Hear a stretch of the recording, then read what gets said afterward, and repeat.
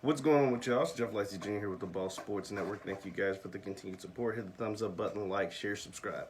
Now, we're here to talk about the hire that the Washington football team made in making Jason Wright the first black team president in the history of the NFL. Now, when I heard this, I'm not even gonna lie, I was pretty surprised because I didn't realize there hadn't been not one black president in the history. We're talking about 100 years, guys. The history, 50 plus years in the Super Bowl era, and then another, several years before that in the history of the NFL. And then what was even more surprising, but made sense, was that it was made by the Washington football team. You know, that same team that kept a name for nearly 90 years that offended a certain demographic of people and knew that it offended the demographic of people and still kept the name. You know, the Washington football team, the same team that had sexual harassment with cheerleaders, sexual scandals with 15 female employees over the course of years that just broke this summer. You know, that Washington football team. So all of this, like so many contributing factors. And then the fact that in this long history of the NFL, there hasn't been one black man or female or woman that a team deemed, acceptable or smart enough or, business savvy enough or whatever to be the team president of their company. And call me naive, call me dumb. I just found that to be incredible. Like, it took to 2020, it took to the uprising, it took to everything that's going on in society, COVID and everything, George Floyd, Breonna Taylor, COVID, Ahmaud Arbery, to finally a team, an NFL franchise to say, this man, this black man is good enough or is qualified enough to be our team president, to lead our organization. You got your owner, and then you have your team president. I mean, that's the face of the franchise, essentially, in a business aspect. Your general manager runs the football operations. Your team president runs all the financials and the money and everything. And it took until now. But beside all of that, congratulations to Mr. Jason Wright.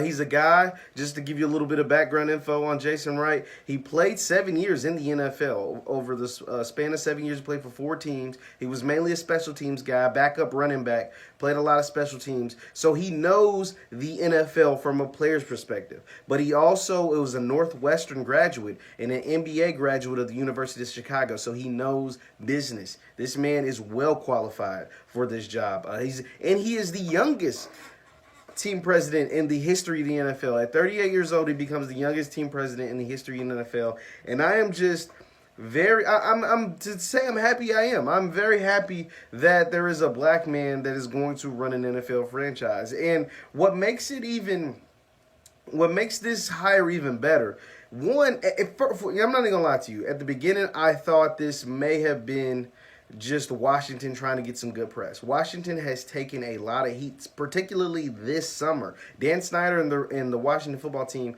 hasn't looked good at all. I mean, they have been terrible on the field for a while now. Like, that's beside the point. But as far as a PR standpoint and as an organization and as a franchise, their culture has been terrible towards women. Their culture has been terrible towards minorities, has been terrible towards the Native American community. Like, it hasn't been good at all. And it finally took until this summer for them to find, with 15 former employees, women employees, to come out and say, hey, we were sexually harassed or sexually, whatever, by people, by general managers, by team presidents, by people in high esteem in the Washington organization. All of those guys are finally out of there, and now it's up to Ron Rivera, the head coach, and Jason Wright, the team president, to come in and change the culture. But what makes this hire even better for me is the fact that Jason Wright isn't a yes man. If you look at I'm reading some of the things that he's done even in recent times. He has come out and spoke out against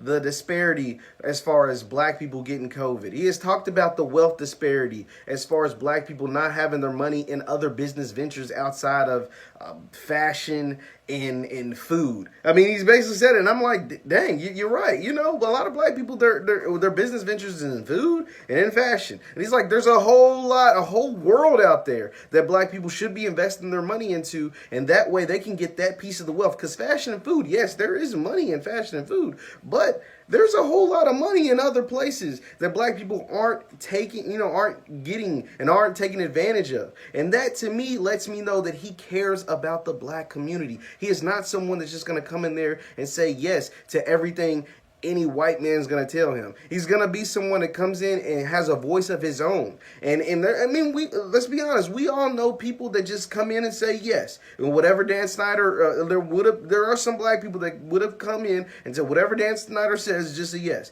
But Jason Wright is someone that looks to challenge Dan Snyder and to challenge the Washington football team in some of the places that they have been lacking for years. And to me, this could also bring a great opportunity to the black community for other black men and other black women and other minorities or whoever to get a chance to get positions of high esteem like this. I mean, he's opening doors. He's a gatekeeper, and he's opening doors for other people. And I think general managers, black people as far as team presidents, and black people being in positions of power in the NFL. Now, granted, let's be honest here, guys. This is still the NFL, right? Like, it's still 32 owners. There's no black owners in the NFL, even though black people make up 75% of the league. Like, we still understand that there may be a ceiling that Jason Wright hits. I mean, let's just be honest. It still is the NFL. Like, we saw what they did to Cap. Like, they're coming out and apologizing for it now, but we saw what they did to Cap. Like, there's still maybe a glass ceiling, but the fact that he is finally able to get there, finally able to put a person that looks like me in a position of power for an NFL team on the business side of things. Not just a player, but a suit. He is a suit now. And we have somebody in a power play move in a suit and not just in a helmet. And that, to me, is something that could really open doors for a lot of people down the road. Some people can aspire to be a president of an NFL team now. Now that, before Monday, it wasn't fathomable because it had never happened before. You guys let me know your thoughts on the hire Jason Wright, the former NFL player, now the president of the Washington football team. Once again, my name is Jeff Lightsy Jr. with the Ball Sports Network. Thank you guys, and via Talk It Up Sports. Thank you guys for watching. Continue to hit the thumbs up button, like, and subscribe. I'll see you next time.